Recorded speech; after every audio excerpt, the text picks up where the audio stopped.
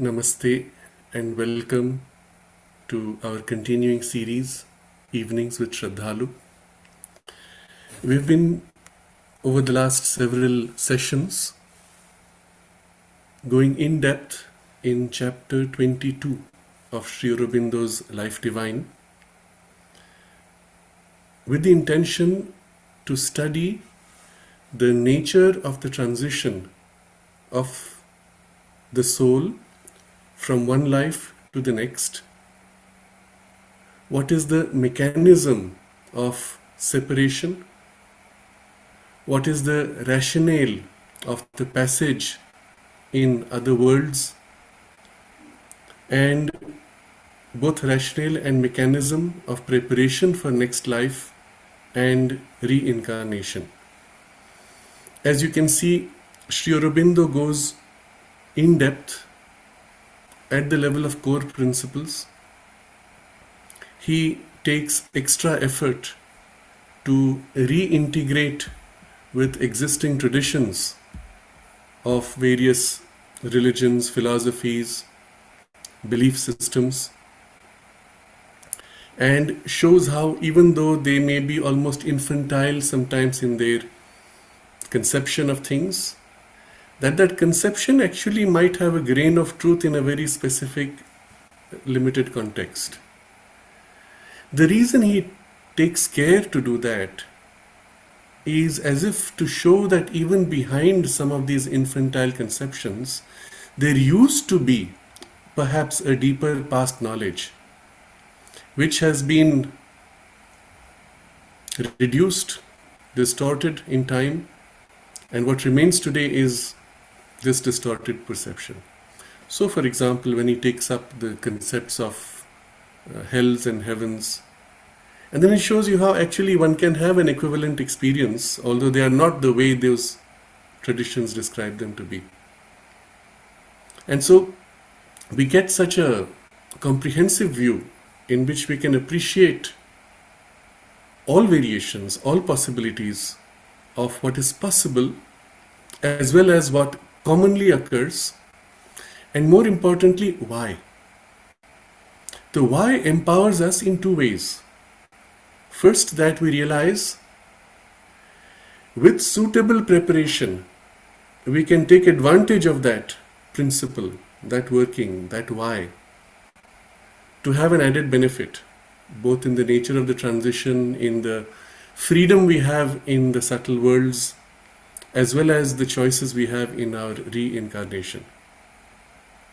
So we can as if tune ourselves for that. And the second reason, appreciate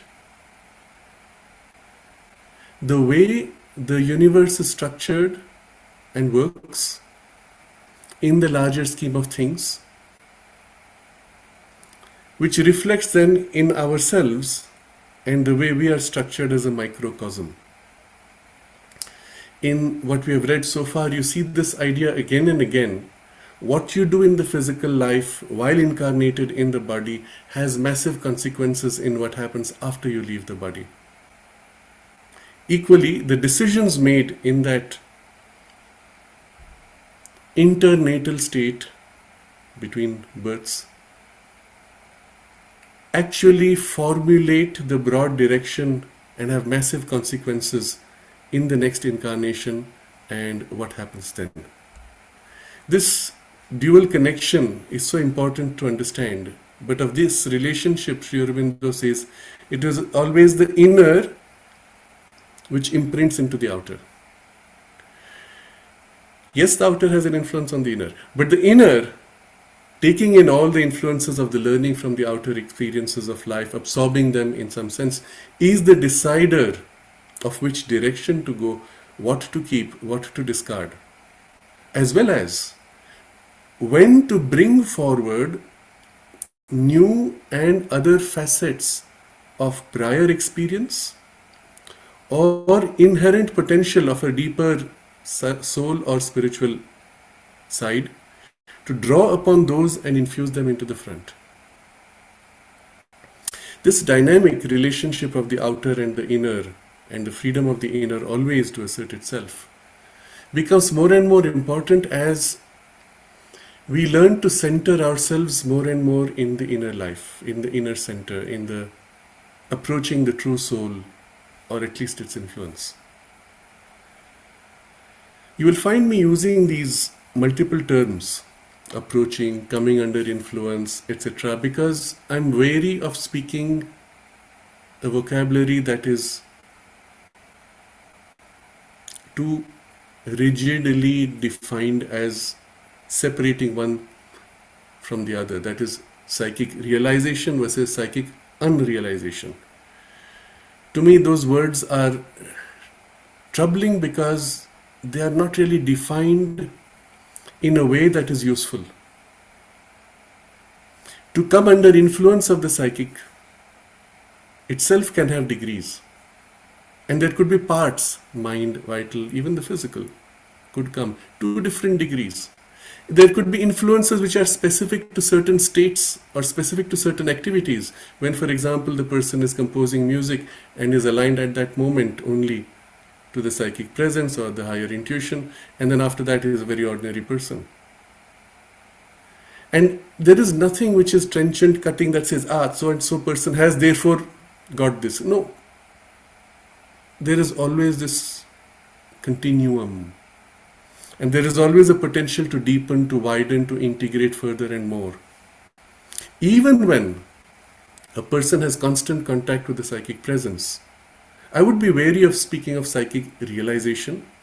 The realization word I would receive for when the entire center of personality is now identified with the psychic being, or rather the psychic being has come forward and taken its place as the center of the personality in an irrevocable way. Then we would say such a person has psychic realization. Even then, there would be parts, there would be tendencies, there would be activities in which the psychic influence might not be sufficiently integrated, or there would be parts in the nature which would rebel against that influence. And perhaps the person would be conscious but unable to. Perhaps. So there's a whole spectrum of possibilities. And so rather than fixating on such words, the practical guideline that we may all keep for our purpose is to be conscious of the psychic influence and to let that influence grow more and more in our life, more and more frequently, more and more constantly, in more and more activities, and in more and more parts of our consciousness. And so, the more we come in alignment with the psychic influence, the more that influence has greater say in our life, the greater the freedom of the soul exercised, the greater the possibilities of the inner choice and the inner potential being brought forward to be infused into daily life. So in this relationship between our outer nature and the inner psychic presence and its potential, since everything is held there as potential, the opening to this paves the way for that potential to come forward more and more smoothly, fully, rapidly, and so on. We have looked already at, since it's a gap of 4 weeks, to quickly summarize, we have looked at how Sri Aurobindo explains what happens in the immediate transition after leaving the body. Key ideas where we are still in our subtle physical body, we still have a vital and a mental body and a psychic being. In the subtle physical itself, there is a vital range and a mental range.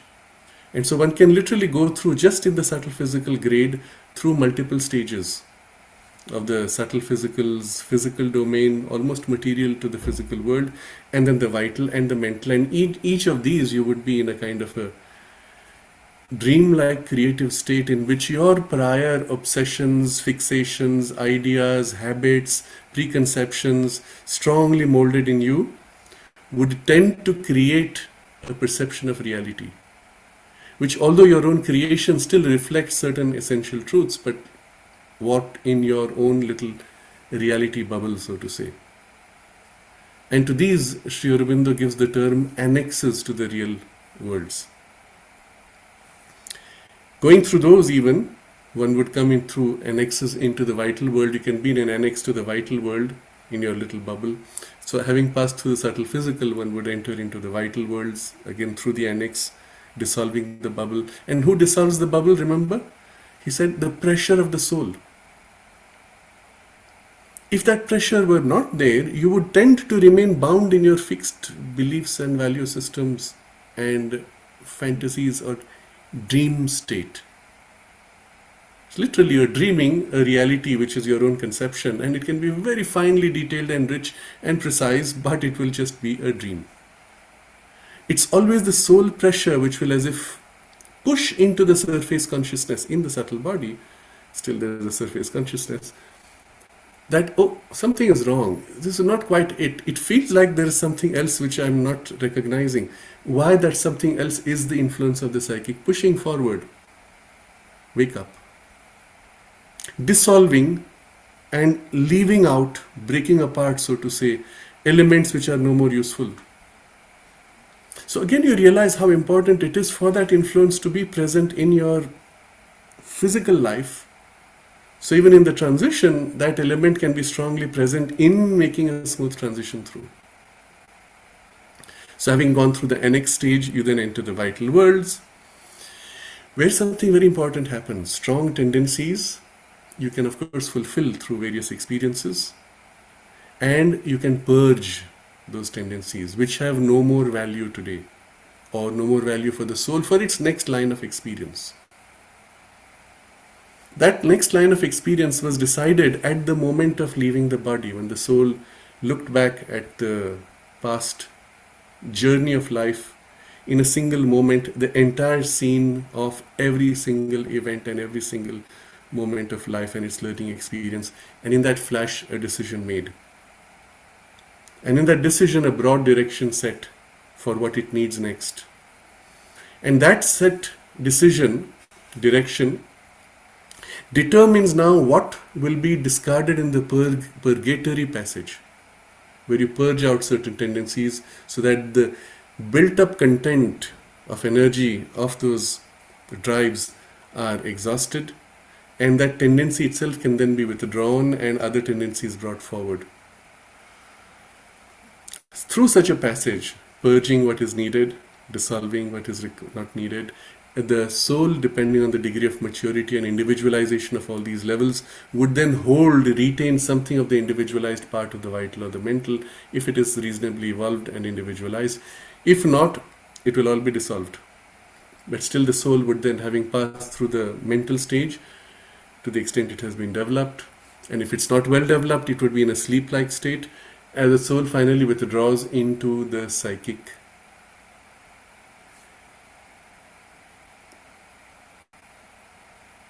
Indrawing, assimilating the influences of the life, first. Second, discarding what is no more needed. Third, bringing forward what is required for the next. And in this way, there is a whole movement, almost like a metamorphosis. The whole personality is reshaped, recast to what is required to the next. And from there, when that transition is ready, turning to the domain of life, it aligns to the best circumstance that is felt. From its perspective, from the soul consciousness, from the psychic worlds, all the way to the material worlds, what is the best that feels from the soul's consciousness? If it is not mature enough, there are beings who would help to do that. And then it can, as if so to say, takes a headlong plunge to link to that opportunity. But this is the broad general cycle. In between the infinite variations, as looking at the principles Sri Aurobindo describes, you could from any point turn back and continue reincarnation without going into this resting stage. And so from the subtle physical you could reincarnate, from the vital you could reincarnate, from the mental you could reincarnate, keeping a large parts of the previous personality substance or discarding large parts, which makes for a huge variety of possibilities. In all this, Sri Aurobindo highlighted the importance of what is done in the physical life for purpose of this whole transition. But the same way, in the turn during the metamorphosis, the new turn given, the new turn taken of the life purpose, becomes then the motive driver for the next incarnation. And in the plunge, taking on the human body, we saw that it can be multiple stages of connection, even before conception, during conception, after conception, during fetal development, during birth, after birth. Any point there could be the connection, or there could be a partial connection built and a progressive infusion of the consciousness joining with the child's consciousness, with all those variations possible. Still, entering into life, one may find circumstances not conducive, opposing sometimes actively, and your intended purpose either hampered or postponed or completely sidelined. Because at the end of the day, we are still operating in circumstances where either life circumstances may not be supportive, or there may be forces opposing, or you yourself in your capacity are unable to actualize what the potential that you have come to execute. And so all these possibilities make for very complex and rich adventure, let's say, from the soul's point of view. We've looked at, in the text that we read last time, in some detail, the letters of Sri Aurobindo, where he discusses some of these things and I read from most of those. But in the portion where we paused in the text from the chapter 22 of Life Divine, he says, the terrestrial gathering up and the development of the materials thus prepared, their working out in the earth life, would be the consequence of this internatal resort. And the new birth would be a field of the resultant activity, a new stadium or spiral curve in the individual evolution of the embodied spirit. This was the point where we had paused. And for those of you who have not seen the previous sessions, please do look, because we've built up a very deep, rich understanding of this whole transition process. But we now come to something extremely important. And this relates to that whole metamorphosis process of where the soul, so to say, withdraws certain facets and brings forward other facets and forms its new personality for incarnation. Of this, Sri Aurobindo says, for when we say that the soul on earth evolves successively, the physical, the vital, the mental, the spiritual being, we do not mean that it creates them and that they had no previous existence. So you reshaped this, entered into the physical incarnation to bring forward certain potential possibilities. And in the physical incarnation, you go through evolving successively the physical, the vital, the mental, and the spiritual individuality, being. So what's being done? What does that really mean when you're evolving? So he says it doesn't mean that you're creating something out of nothing, or that there is no prior existence to these things. On the contrary, what it does is to manifest these principles of its spiritual entity under the conditions imposed by a world of physical nature. So you've come forward, let's say now, to take on an experience of heroic action. You brought forward all the prior developed elements of the heroic action.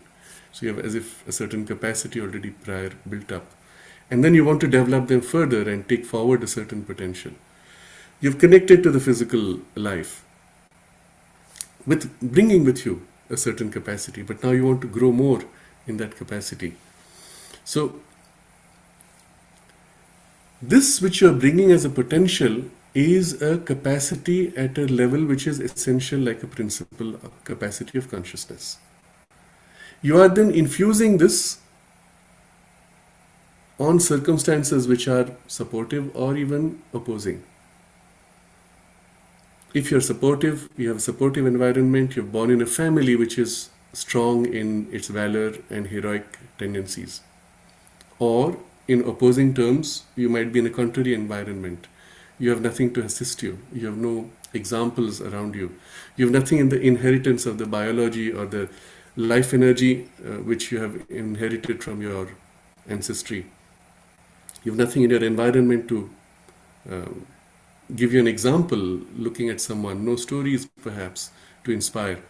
So either way, you are bringing something and you have physical circumstances, and they can be either conducive or contrary. So you're trying to manifest these principles of this spiritual being that has brought this under the conditions imposed by a world of physical nature. The world has imposed something, saying, this is all I can allow you. This is all I'm going to give you. And you're entering that world and you're trying to bring forward these principles and manifest them. Give them form, give them shape, give them action. This manifestation takes the form of a structure of frontal personality, which is a translation of the inner self into the terms and possibilities of the physical existence. So this is the kind of sentence where it does not make sense unless you have some even intuitive feel or experience of what we are talking about. And this is the kind of sentence which puts off the pure academics. The academic will read a sentence like this and say, yeah, either it makes sense, it's pure abstract theory, or it just doesn't make sense and Sri Aurobindo's English is too difficult. No, it's not that. It's that you're dealing with a domain of reality which is so different from the material that when you try to translate an experience from that inner or higher range into the material terms, you're struggling. And still, Sri Aurobindo does not struggle. He gives you precise vocabulary to convey what it is. But you do not have human words, or you do not have equivalent experience by which to understand those words. But we'll look at it in a different way, and it will be very simple and very obvious. Some of this you notice from literature which relates to people having out-of-body experiences. One of the common difficulties we have, and Mother points to that as the case for many of us, we might have an experience but we don't have recollection. Very similar to dreams. People who say, I don't dream. No, you dream. You just don't remember. Why? Okay, we saw there is a gap of consciousness, but more important, there are experiences that can be had in the subtle body, which has capacities far greater of experience and even sense, which when you translate into the physical body have no equivalent. How do you bring a memory into a domain which is unable to have that memory because it has no prior such capacity or experience? A very simple example would be you go into the vital worlds and the colors are so not only rich in variation, but there are colors which don't exist in the physical world. You see those colors. Oh, it's so nice. It's so wonderful. It's so beautiful.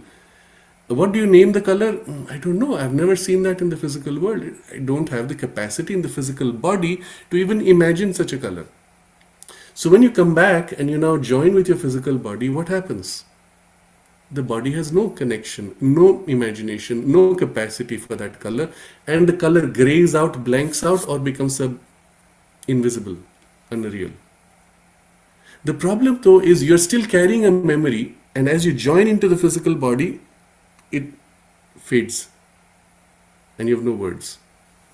I saw a color. There was a tree with this color. What does it look like? Was it green? Was it red? No. Was it a blend of green and red? No. It was a totally different color. How do you describe? There's no name. How do you explain to somebody who has not seen that color what the color is?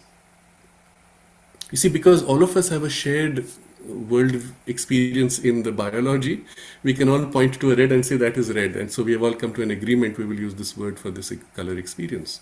And for those who are colorblind, it's a problem because they see the green and the red, for example, as the same color. Then what happens?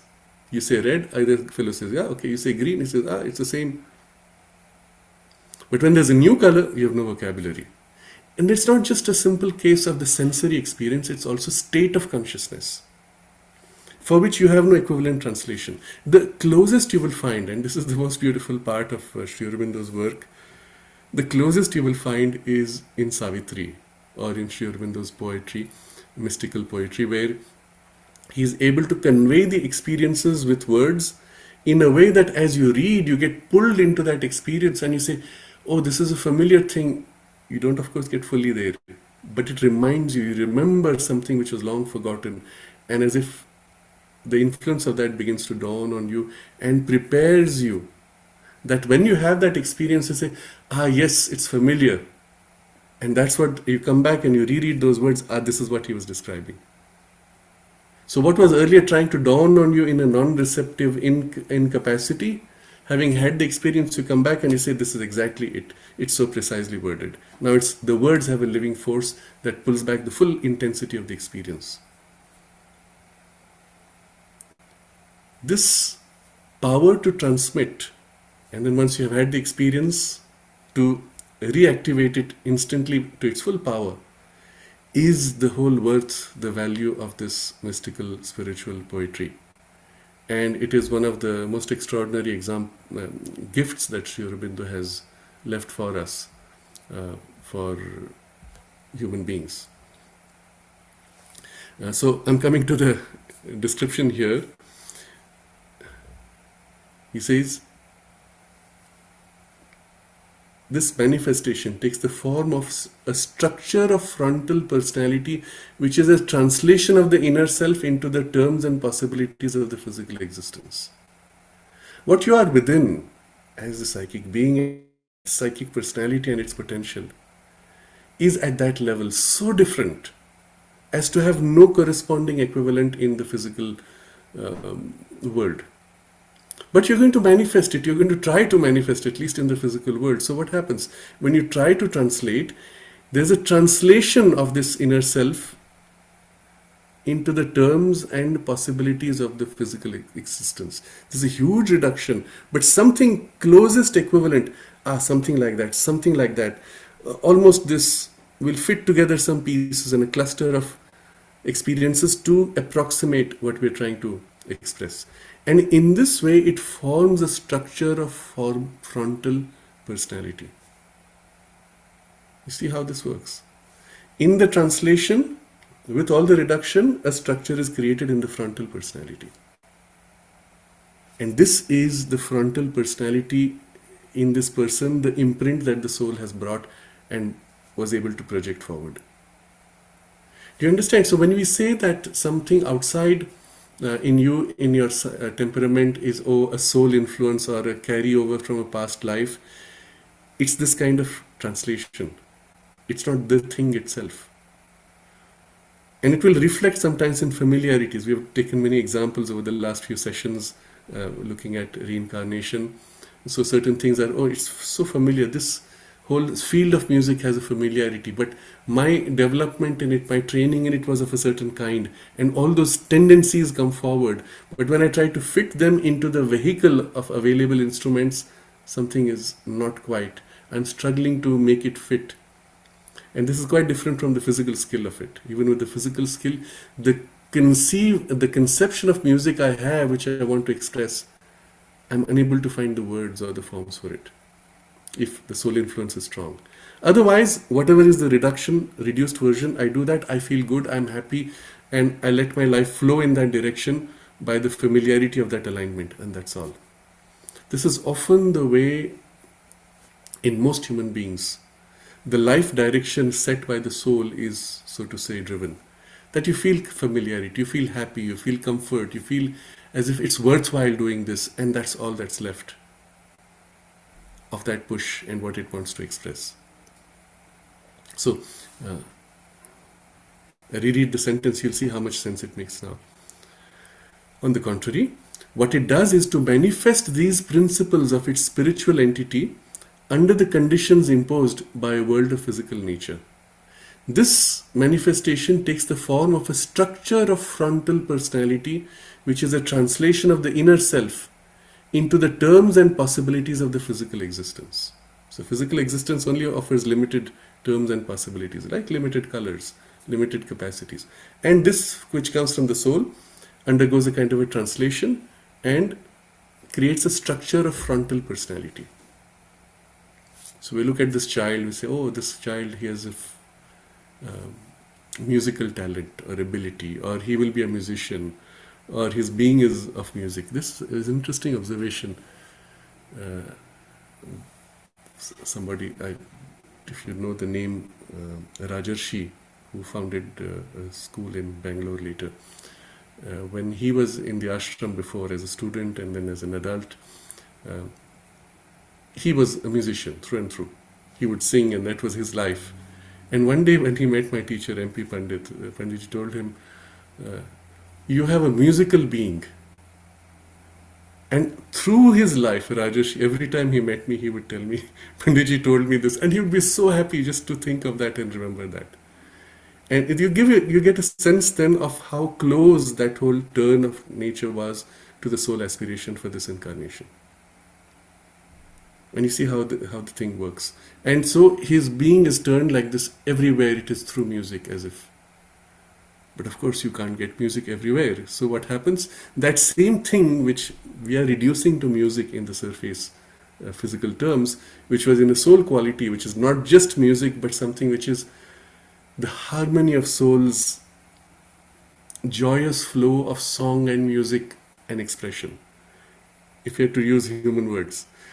I don't have the poetic expression, but I'm sure we'll find lines in Savitri which describe this. So that movement translated into the framework of the box of music, so to say, in physical terms. But also, which I saw interesting in him, was it translated in the same kind of refined enjoyment and complex blend of mix of notes and harmonies in food.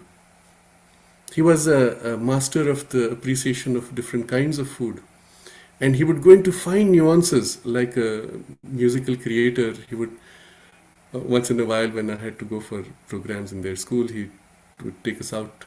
He would pick a restaurant which was of his standard. He would call the chef and make fine adjustments on the way he wanted that.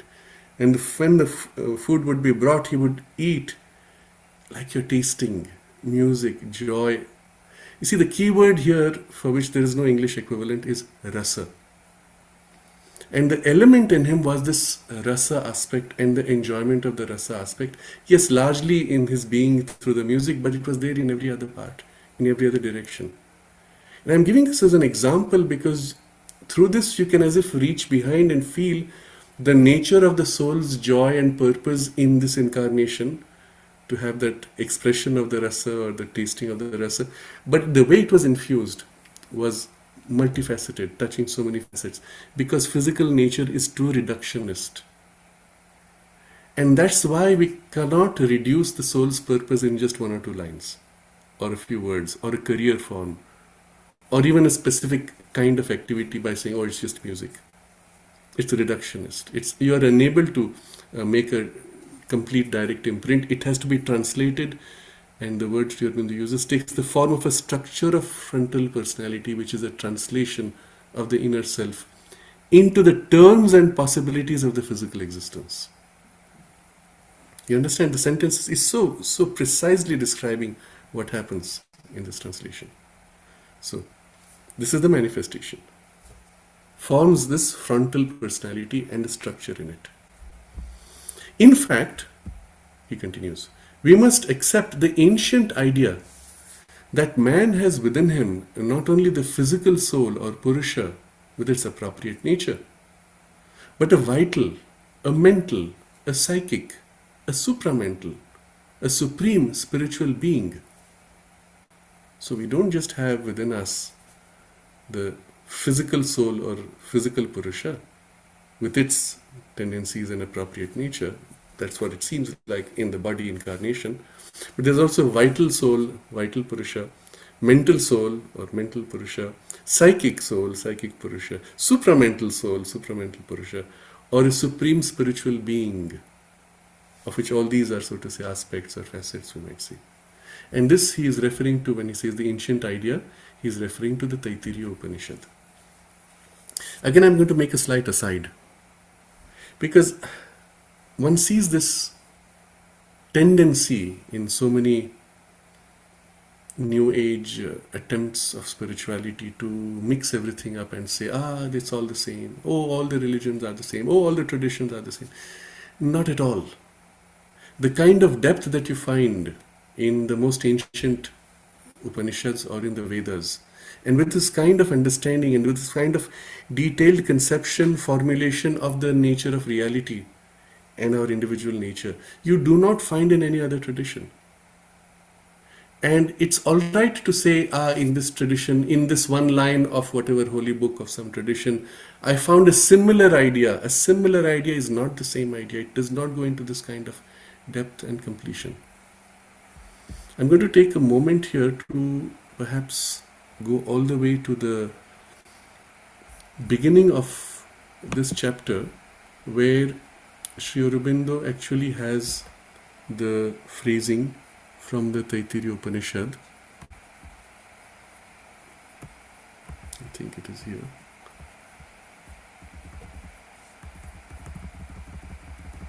So there are, in each of the Life Divine chapters, there is a quotation from some of these, and you'll see the theme of the chapter and the content of the chapter aligns to those quotations. So here Taittiriya 3.10.5 as a reference. The translation from Sri Aurobindo is, he passes in his departure from this world to the physical self. He passes to the self of life. He passes to the self of mind. He passes to the self of knowledge, the supramental in this case.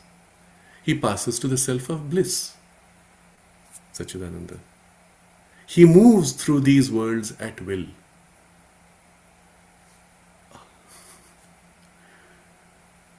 So when you've left the body, you are moving into or supported by the domain of the self of the physical supporting behind.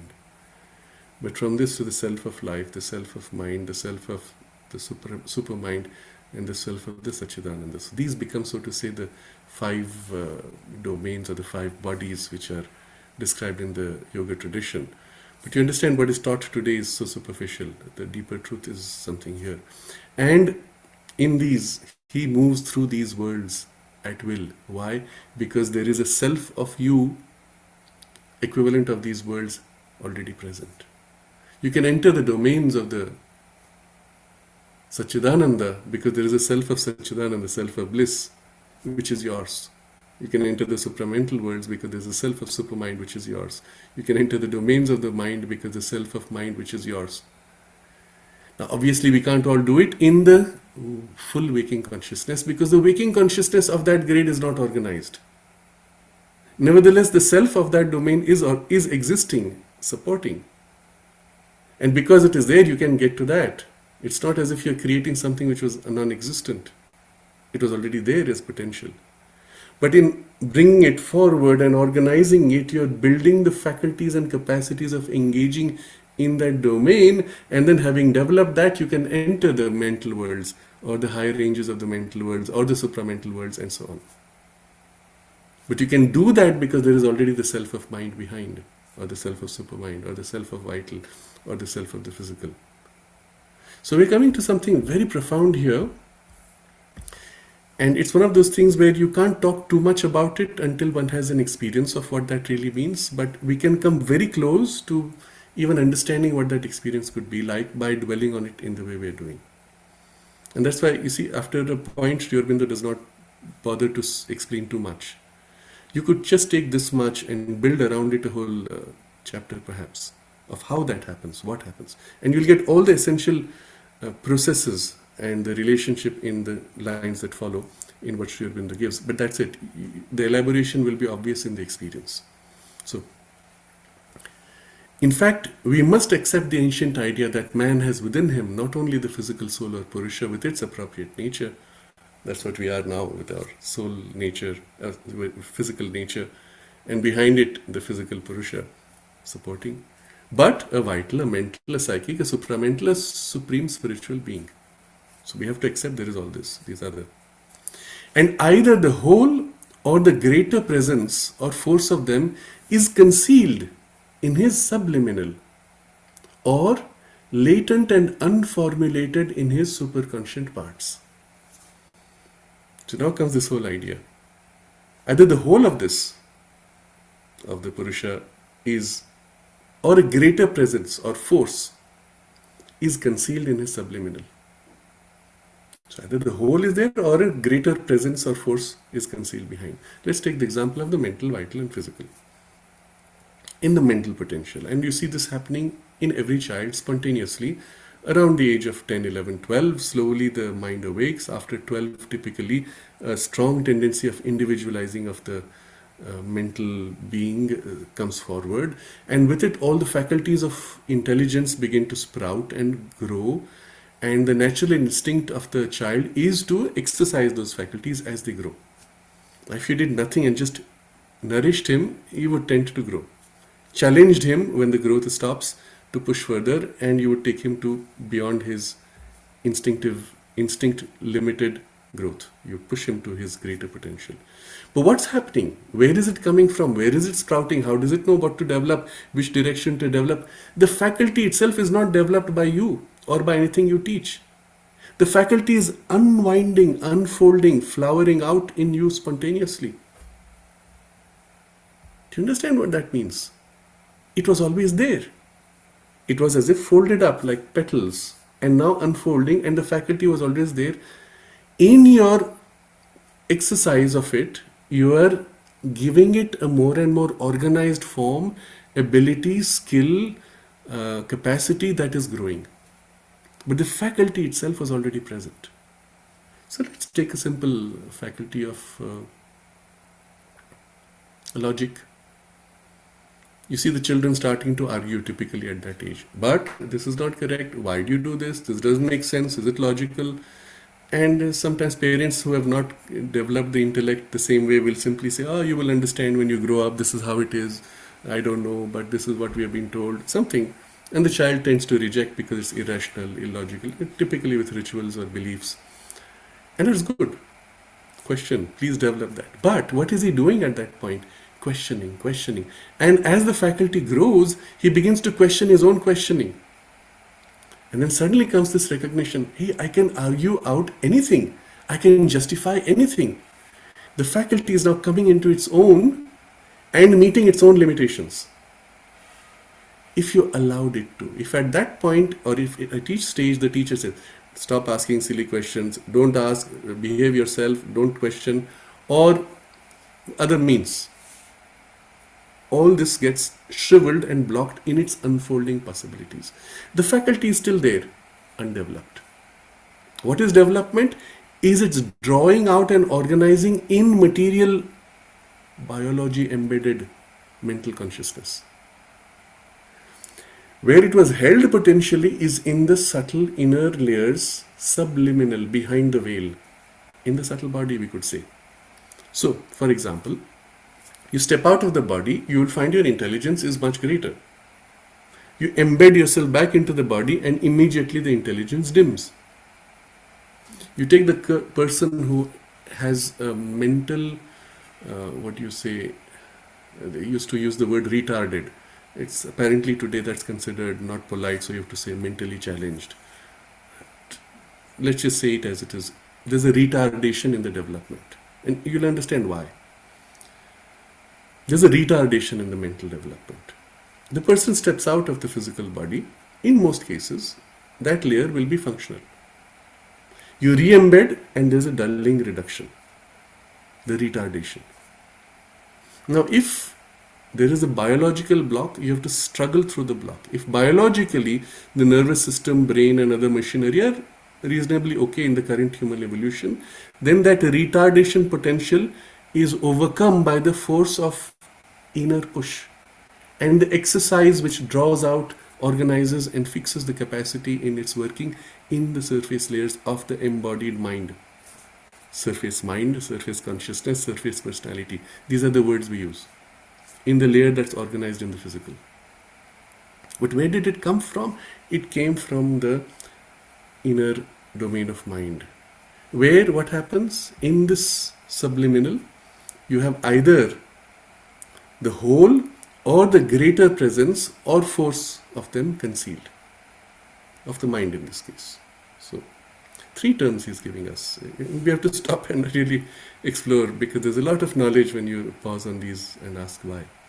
The whole of it could be concealed, or A greater presence is concealed, or the force of it is concealed. If the whole of it is concealed, then there's very little leaking out. The greater part is concealed, then a lesser part is coming out. This is the condition of most human beings. Our current mental development and the best that you can have today is still a small part of the whole potential of the mental being, mental self, which is held in potential there.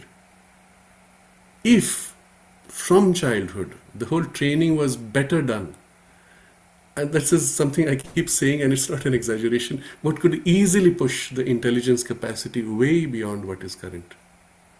Easily, I say, with a few basic exercises, push 20 points in the IQ. And when I've tried this a few times with a few people, just say, okay, let's train a little, push the limit. The initial enthusiasm is there, and then there's a point where there's a resistance. Oh, this was fun. It got to a point to push more, I have to make more effort, and there's a kind of a resistance in the mind, a kind of an inertia. It's not incapacity, it's inertia of wanting to make an effort, and the person says, yes, that was fun, but now move on to something else. We call the person back, come on, let's push it a little more.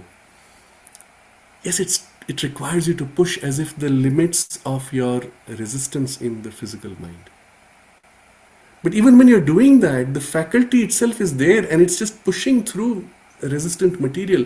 The faculty is not being created. By pushing through the resistant material, the faculty has now extended and gripped the material and can now wield it more and more.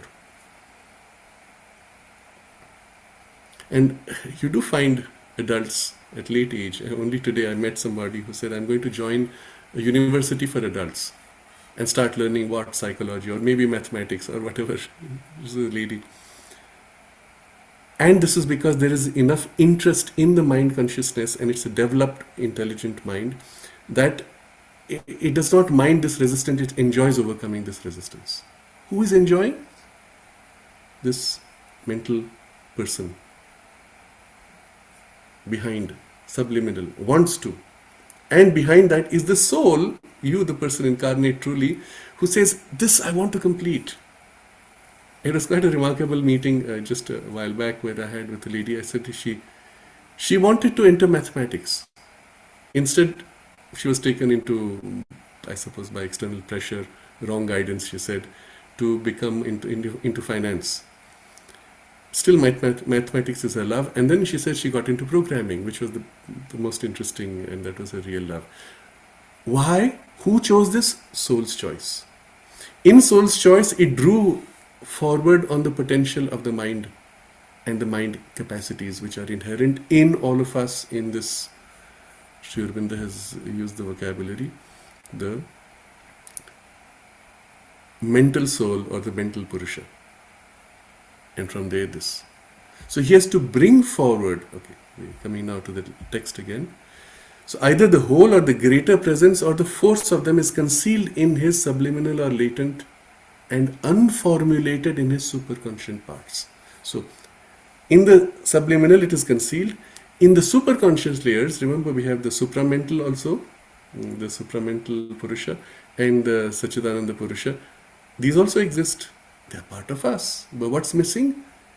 Unformulated in the superconscious parts. So if you try to go into those domains, you fall as if asleep or into a state of trance. Or you can get into them, but there's no link from there to here, and so you have no way to get back into them if someone pulled you into it. So this is one of the things which can happen, and this is the help we receive all the time from the Divine Mother, from the Divine Grace. If there's a capacity and a potential within you, every now and then you will have this, when you're open and receptive with aspiration, she will pull you into that. But there's no link between where you are and that. So you're pulled, you're in this state, oh wow, what a wonderful exalted state. You're dropped, you fall, maybe in a few days, you come back, oh, I have the memory, and after 2 or 3 days, I don't even have the memory, I have only the memory that it felt so good, but I can't remember what it felt like. Or maybe you do remember, but vaguely now. But there's no continuity, so you can't go back into it. Remember, this is the description Sri Aurobindo had about 2 paragraphs before, where he says, even in the out-of-body state, when you have shed your physical body, if you're pulled into a higher domain, and you could be by grace, you fall back, you don't have the ability to come back to that domain because the linking states are not built. Where do you build the linking states? During your incarnation. You build that here, and then out-of-body state, you'll be able to move into those domains.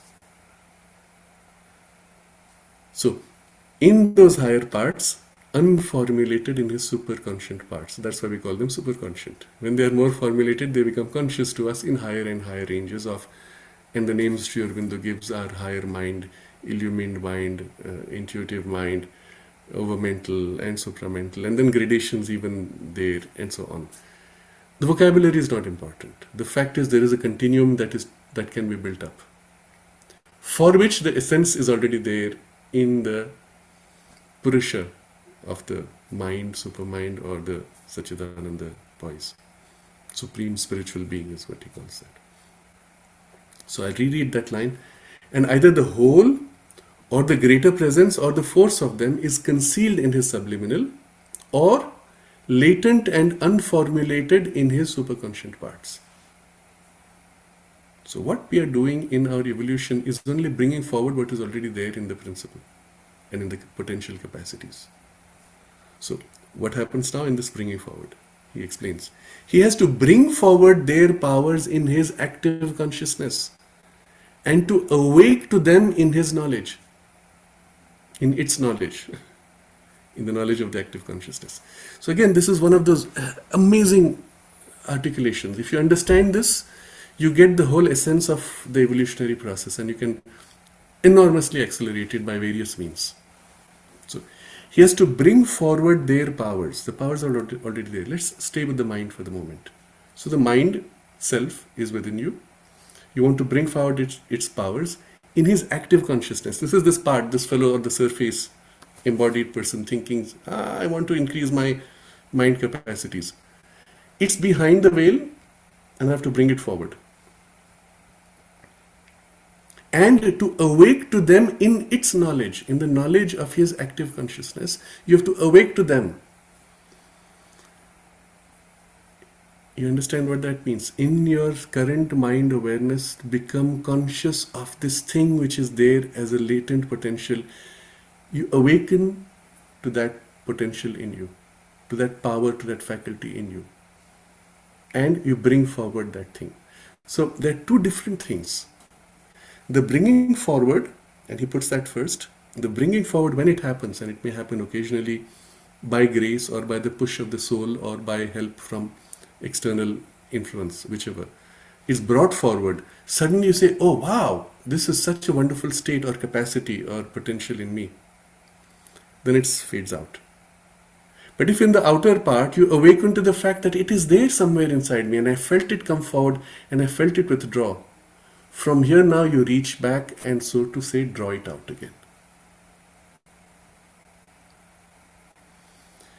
This principle, this process is so common, so essential to all levels of development, including, and I'm going to sidetrack a bit, including the emergence of the psychic influence in you. It may happen occasionally that the psychic influence comes strongly to the front and wow, everything is so beautiful, the world is so beautiful, and all those beautiful experiences you have, and then it withdraws. What do you do in the surface part where you no more feel it? Do you say, oh, it was so nice, I wish I could get it back, but I don't know how? Or do you catch that moment and try to feel again and again, reconnect with that influence? And still it's an influence, you don't have the whole thing, but just the influence of it. Reconnect, remember again and again every day until the memory of it, and with it the link to it, is now permanently with you. What do you do instead? Oh, I had such a beautiful birthday, it was so nice, I felt that, and now I'm lost. A week, 2 weeks has passed, and then, oh, what was it? Did I even remember? No, I'm not sure. Maybe I imagined it. It's gone. If the very same day, and the very next day, and the day after you remember, give yourself the time to recall, remember, and draw out its influence. The influence of the influence, even if you need to, but that's the influence still. Draw it out again till the familiarity settles, and then you will have access to it. And by that first influence, you will have subsequently a greater influence, and a greater and a greater. So I'm going to reread this sentence. He has to bring forward their powers in his active consciousness and to awake to them in its knowledge, in the knowledge of the active consciousness. Why is he using in? Why doesn't it in his knowledge? Why does it say in its knowledge? Because in the knowledge of the outer, in your consciousness, you already have it. In that substance, you don't have it. So you have to bring it in this knowledge of the outer. But each of these powers, so again, the he, you can actually say is the soul bringing forward and then awakening to it in its surface parts consciousness. You understand?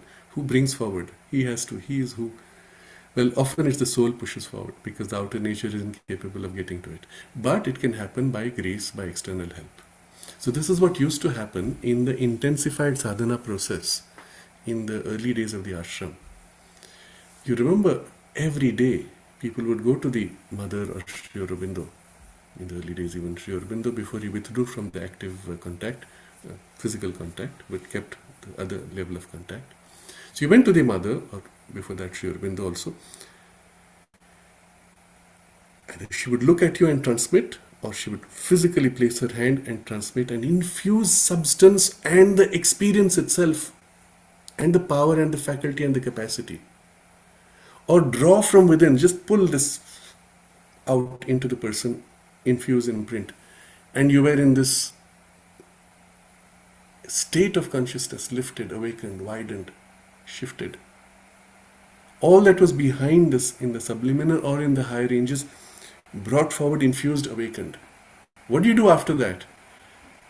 And you went to work with the effort to continue this state and extend it and integrate it into the physical activity in the and through the work itself. That was the mechanism for the most rapid evolution of the human consciousness. The later sadhakas didn't have this. Many of them were not sadhakas, they were mostly just devotees. So they got this blessing because it was available to anybody who came. You got this and then you lost it by the time you went to work. Oh, it felt so nice. Oh. Or at best what remains is an automatic afterglow. You made no effort to continue or integrate it.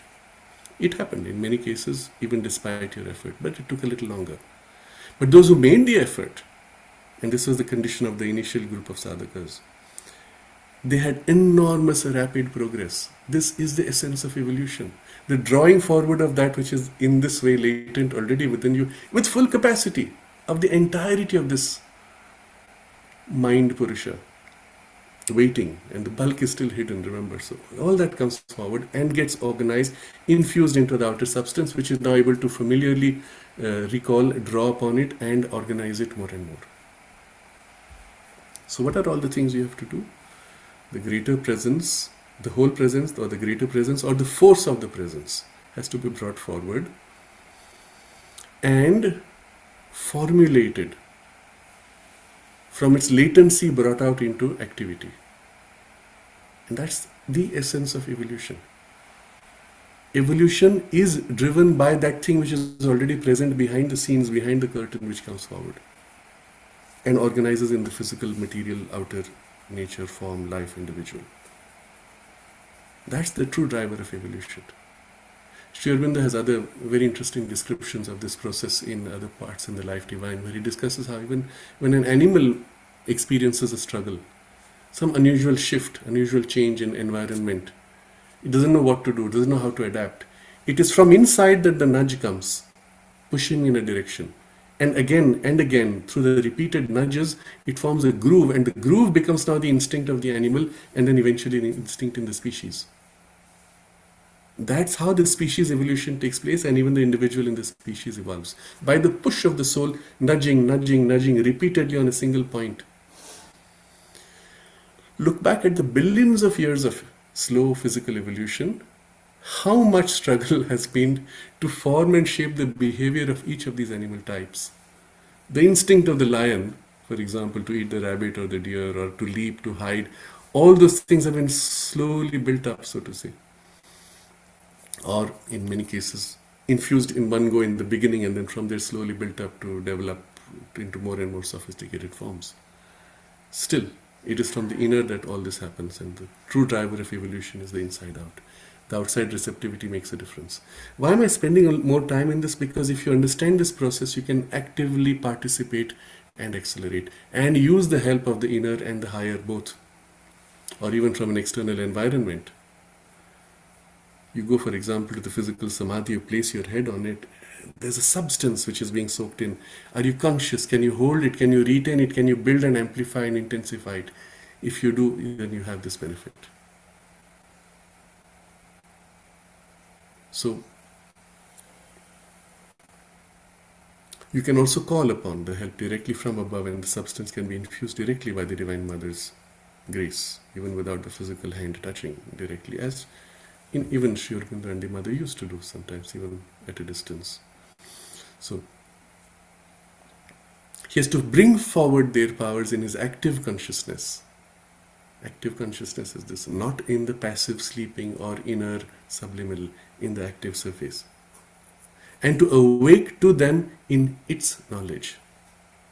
But each of these powers of his being is in relation with its own proper plane of existence, and all have their roots there. Now comes another mind-blowing insight. Whatever is within you as your potential, let's again stay with the mind, bring it forward. All these powers are really individualized portions of what is existent in the cosmic scale. In their planes, all have their roots there. From there, they are as if individualized here. So here we come to enormous implications. First, you understand logically, this self, the mental, let's say, mental self or the mental Purusha, has its cosmic poise of mental Purusha, of which your experiences of the individual reflection, so to say. All capacities which exist in the cosmic are also reflected or included in this. But where's the root of it? The root is in the original cosmic stance of this mind Purusha. Its reflection in you is as if a specialized aspect, incarnation, potential, unique, distinctive to you as a subset perhaps. But if you know that its roots are there in that, then of course you realize that you are not limited even to those tendencies. You have the potential to draw on full range, full spectrum of that scope. You experience here a first glimpse of the infinite potential that is existent to each individual, even though the individual has its distinctive, unique line of development. The potential you can unfold in that distinctive line of development is still infinite. And it makes sense logically now. You can sense it intuitively, what is described. But each of these powers of his being is in relation with its own proper plane of existence, and all have their roots there. And there's a relationship.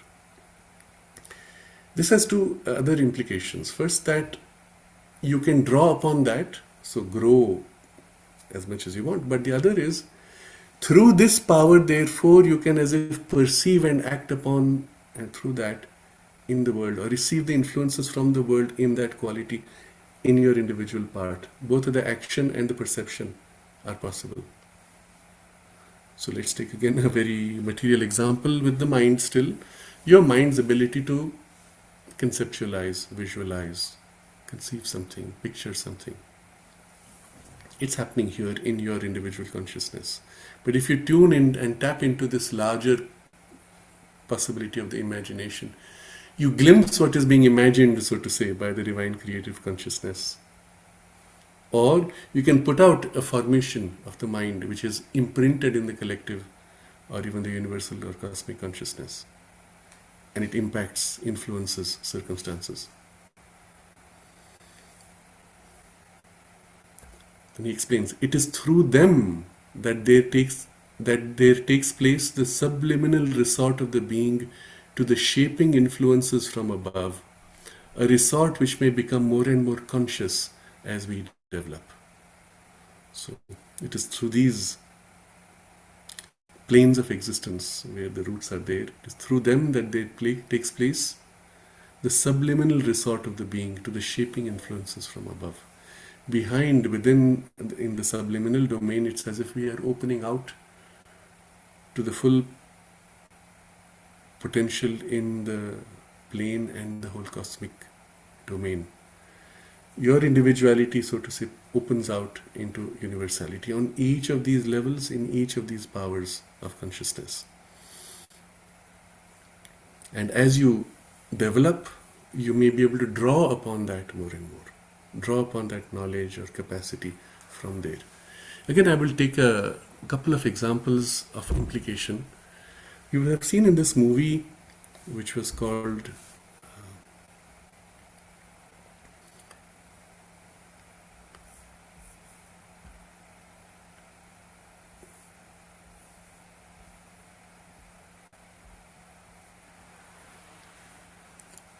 what was that? No, yeah, the name misses me. So where you have this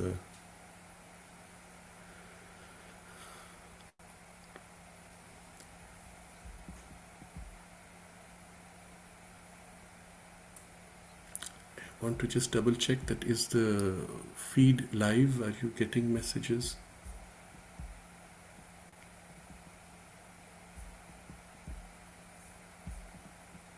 The last I see is a message saying what's going on.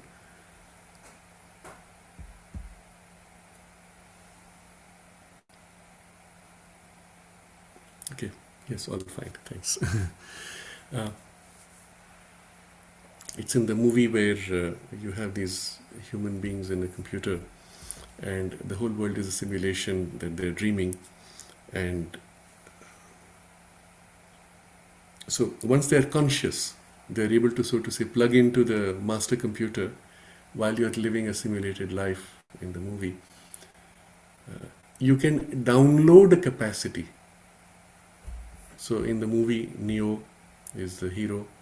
He calls up the master control computer facility and says, give me the capacity to fly a helicopter. And the capacity is downloaded, and then he can take up a helicopter, and as if all the instincts of how to operate this are embedded.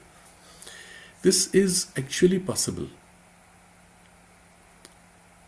In fact, is the method used by more advanced civilizations in other planets to infuse capacities in you, using technologies.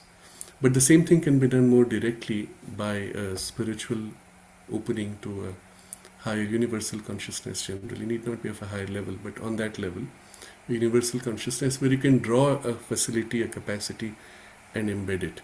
You may still have to go back and forth a few times to fine-tune because the physical body is still quite resistant. But when it gets embedded, literally you feel as if, oh, it's familiar. In the body, I feel my capacity to do this. You can get into the helicopter and fly. And you'll have all the right reflexes and tendencies. Your physical memory will be surprised. How am I doing this? But I'm doing it. If it interferes, it can mess it up. But if it allows itself to be carried, it will happen. And you can draw literally from the universal consciousness, different capacities or specific knowledge. It's not the higher intuition. The same thing can be acquired also through an intuitive process, which would be superior. But still, you can draw this. So this is one example I want to give of how a capacity could be drawn. You could do this indirectly by dwelling on somebody. You look at a person who has this capacity and you say, wow, how is he doing? You identify with the way he is doing and feel him, so to say, and absorb something of that consciousness imprint. And then you find you can do it more easily as if. I've spoken of this particular method, which is the basic method of transmission of capacities in any teacher-student relationship, but you can actually turn to anybody and treat them as teacher and so to say draw from their example, and because it's in your consciousness, in the universal opening, in your subliminal. You can also as if call out for help from the larger forces, and this becomes now the basis for certain kinds of knowledge acquired through occult means, where an entity could, so to say, imprint a certain consciousness. I would not speak of lower entities, but generally speaking, this was the approach in the Vedic yoga. where you consciously opened to the Vedic deities as cosmic divine beings, who then infused into you their consciousness, with it their capacity and their potential. And just like that, you find yourself expressing their power or their consciousness more and more. To the extent it is infused and embedded in the physical consciousness, you have evolved.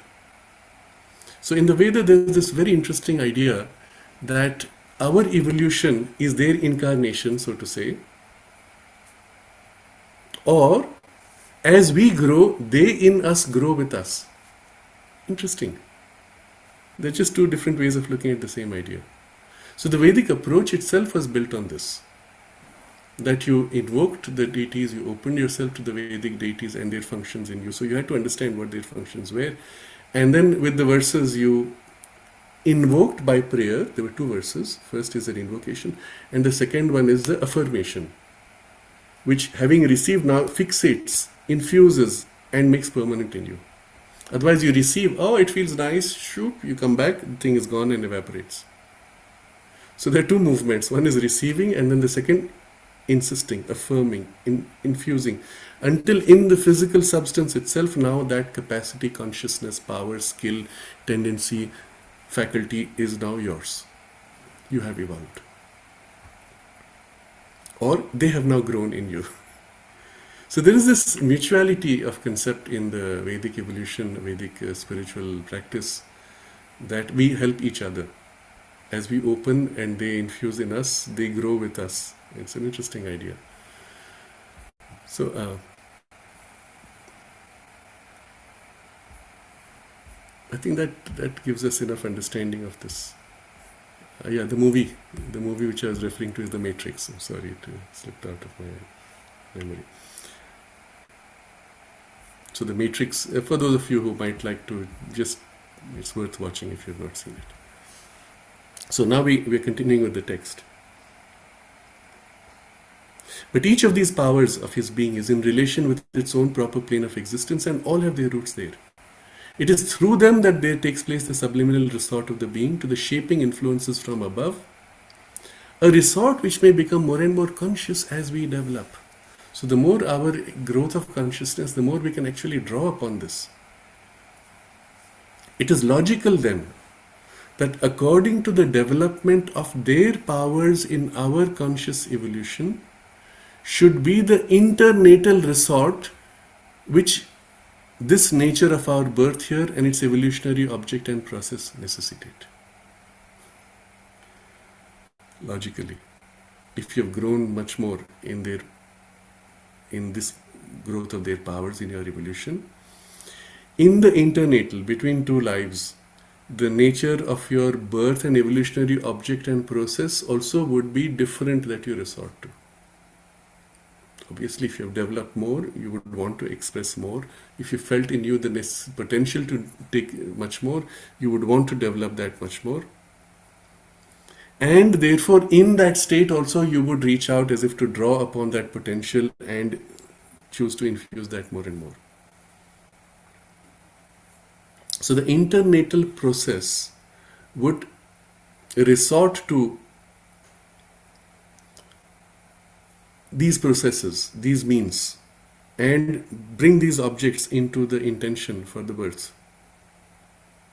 So, with this nature of our birth here and its evolutionary objectives and process would necessitate this internatal resort. So the preparation also for the new personality that you will take and the lines of possibilities you want to push forward in the new incarnation,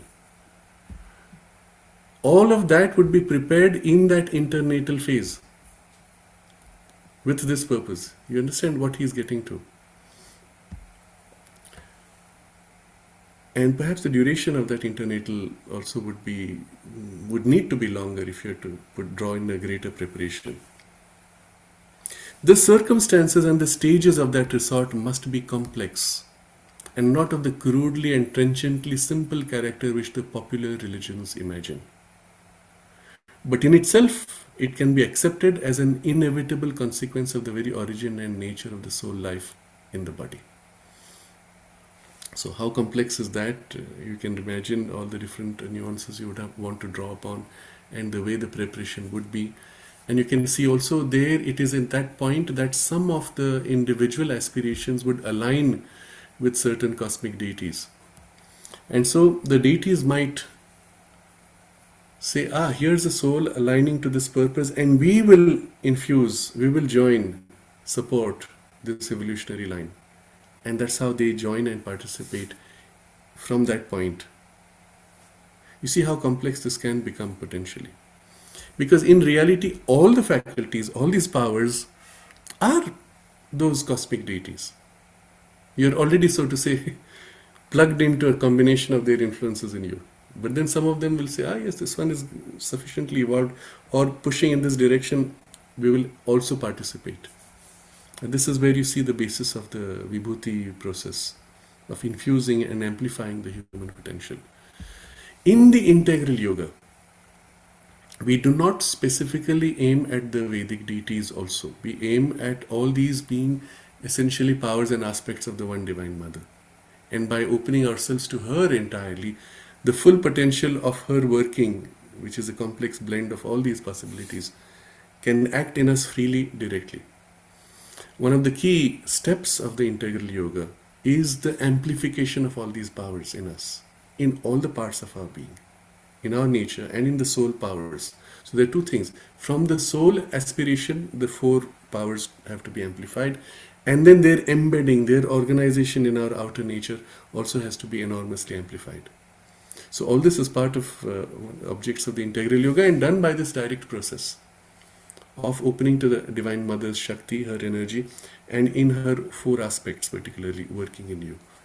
So you could do it in a general way, opening to her and allowing it to work, or actually recognize the four aspects and recognize, this is the aspect operating much more in me, my nature more aligned to this, and choose to consciously open to that and let that work and grow in you more easily, if that is easier for you to start.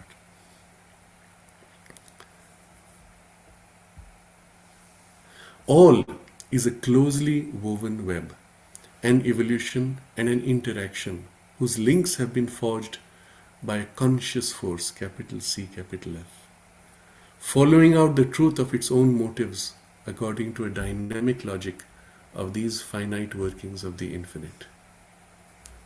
Mind-blowing statement, because it opens you out fully now to the big, massive working. You have a close woven web. Everything is interconnected with everything else. All these faculties and powers working through us, in us, behind the veil, coming out through the veil, across lives, and the soul's choice of infusing, bringing forward certain capacities. An evolution and an interaction. There's an interaction, interchange taking place also, outer, inner, as well as in the subliminal with the universe, whose links have been forged by a conscious force, that is the divine conscious Shakti, working out the truth of its own motives according to a dynamic logic of these finite workings of the infinite divine consciousness working through these finites, and the Shakti working, operating, organizing with a dynamic logic. It is not a fixed logic. The logic itself flows according to the circumstances and the opportunities and possibilities. And at every moment it is that which is working out. So in this one sentence you see this big picture, the vision of the real work taking place.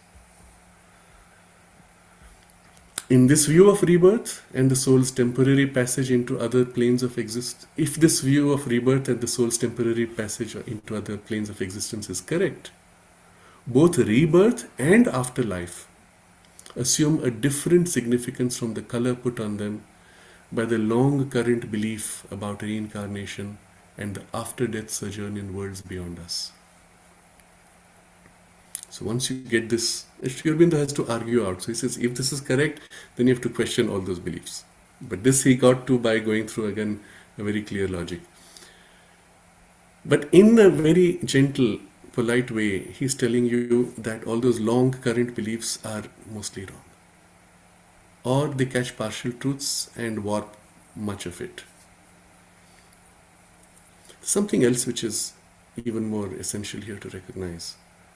The purpose of rebirth and the afterlife now we're seeing in a totally different way. And you can see how different this is from anything which you find in existing religions and philosophies, but it's deeply satisfying, logical also, and matches the experience of anybody who has memory of the passage or has seen things while in an out-of-body state. But very interesting shift he has also said in the way he articulates this sentence. He says, the soul's temporary passage into other planes of existence. Most of the religions are speaking of the soul's temporary passage in the physical plane of existence, in birth, in incarnation. Sri Aurobindo's turned it completely around. It's the passage between lives which is temporary. It's the return to the physical life which is the more permanent truth. Think about this, the way he articulates it. And these are sometimes such subtle but so powerful in their impact. This view of rebirth and the soul's temporary passage into other worlds of existence is correct. Then both rebirth and afterlife assume a different significance. Significance and color put upon them. You have color is shades and nuances over the significances. And then he goes into this whole idea of reincarnation having a moral aspect or a metaphysical aspect of justice, ethics, etc. And from there goes into this whole idea of why you're compelled to return because you're caught in the wheel of time, birth, and then it is enlightened and liberated, and all those ideas. I'm not going to go into them. For those of you who want to, it is worth reading to understand. He also then develops aspects of the role of karma and so on, which we have already covered before, right at the beginning of this particular series of the discussion. So I don't repeat. But there were two particular questions which I want to touch. The first question was from Rajan, who raised this issue about the place of suicide. He says, I have a question regarding the suicide part of the discussion, which was last time of this series. As you said, Sri Aurobindo, the mother and Panditji's advice against suicide. I understand that in most contexts, but what about assisted suicide for terminally ill, long suffering, or very elderly people? Recently, the famous psychologist Daniel Kahneman apparently died at an assisted suicide facility in Switzerland. He was 90 and not known to be suffering from a terminal or extremely painful condition. So his intelligence was fully functional. And there's an interview which then Rajan has sent also in a link. You'll find it on the New York Times. The journal actually asks him to explain his choice. And he says that I'm healthy, I have no other, but I've lived a healthy life, I have no other purpose, so I might as well quit. So that's Rajan's question. And then Rajan asks, there are others in vegetative state, for example, or very old and suffering. Would you say that suicide in whatever form would not be considered, or can there be an exception? So looking at the example of this famous Daniel Kahneman psychologist, I briefly glanced through the interview article.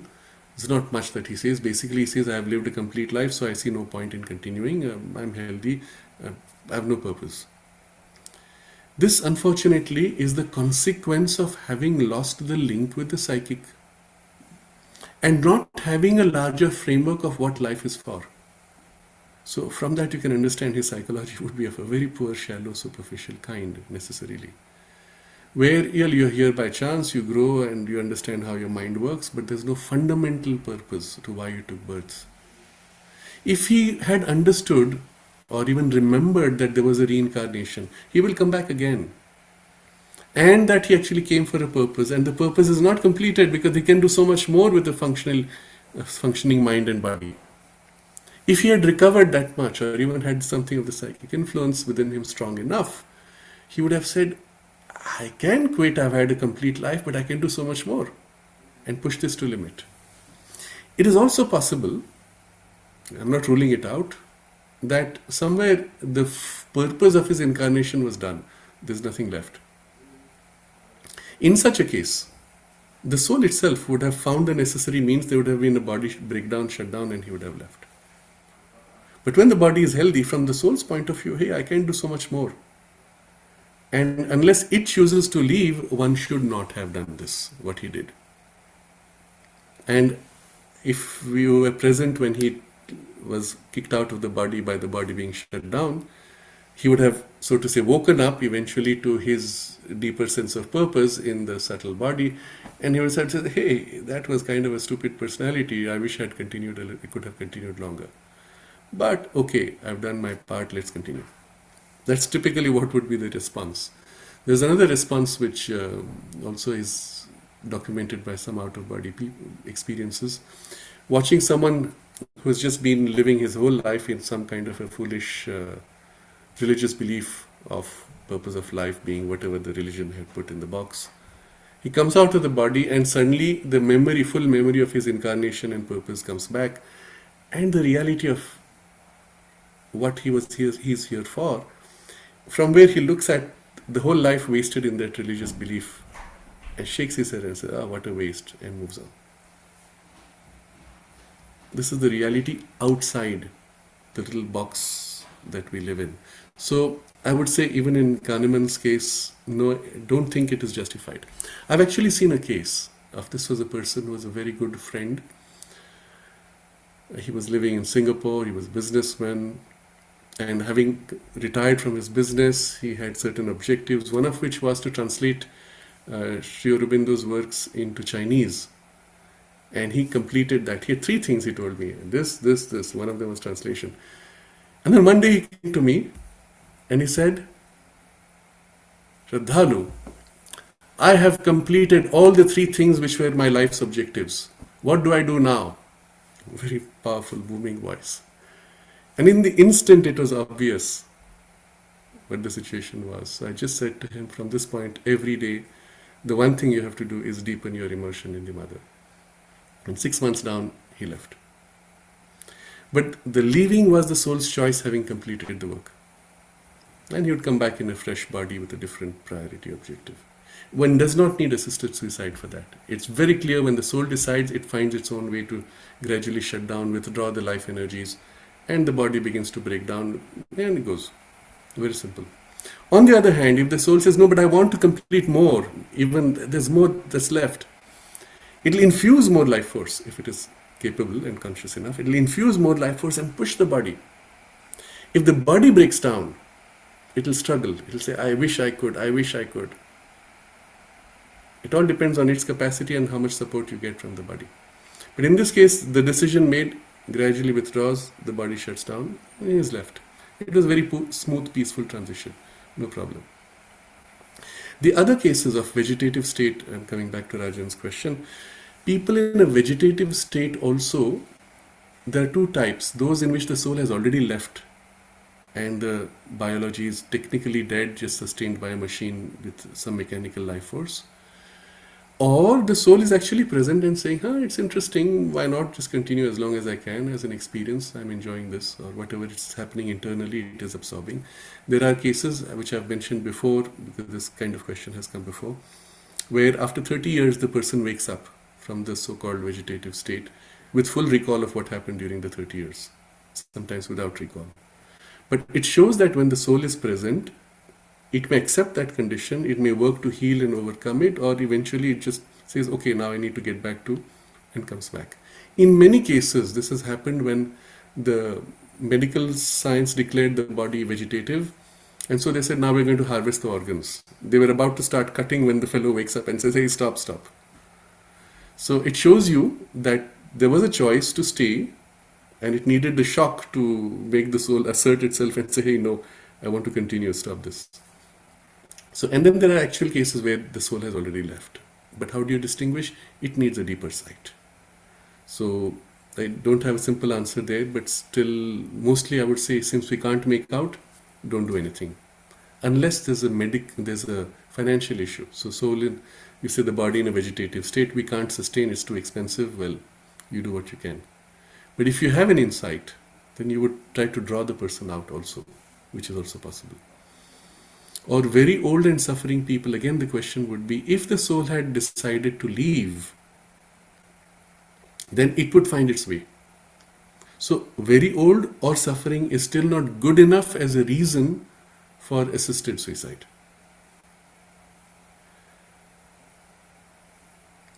So generally I would say suicide in whatever form should not be accepted.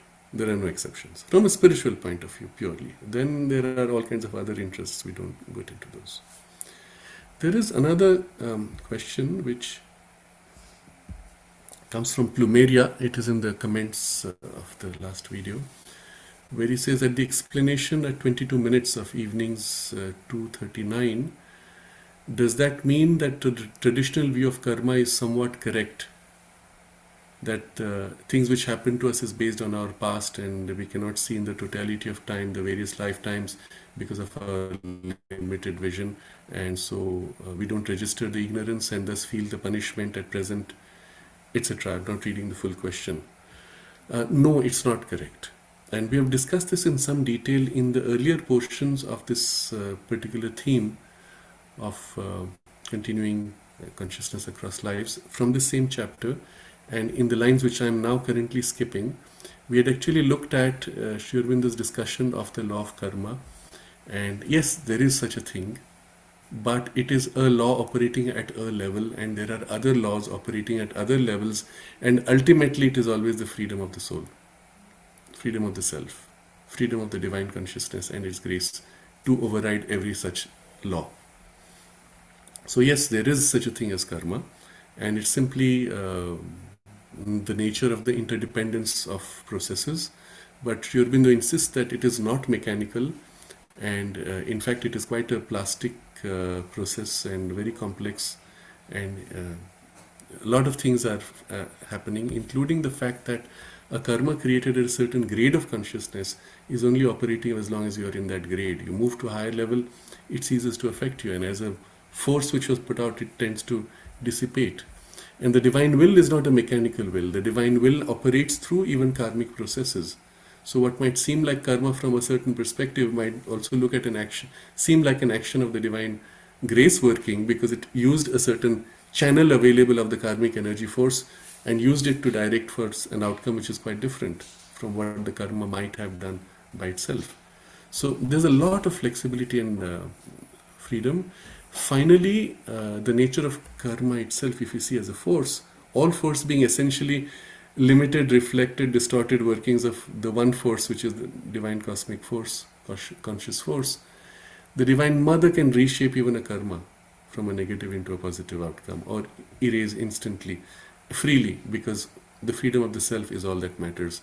Karma itself is a secondary process of tendencies, of momentum, of forces. So from a spiritual point of view, one need not obsess too much with karma, and it's better not to think about it too much. Quite unlike the Buddhist teaching, where there is no soul and no God. Then what's left is only machinery. And there karma becomes this massive machinery, compulsion, you're trapped in it, you are a prisoner in its functioning, and it tends to get more and more mechanical and mathematically reductionist, depending on traditions and lineages. But when you look at the big picture from a spiritual point of view, it's just one of many processes and forces. Freedom of soul, freedom of the divine consciousness is the overarching primary principle.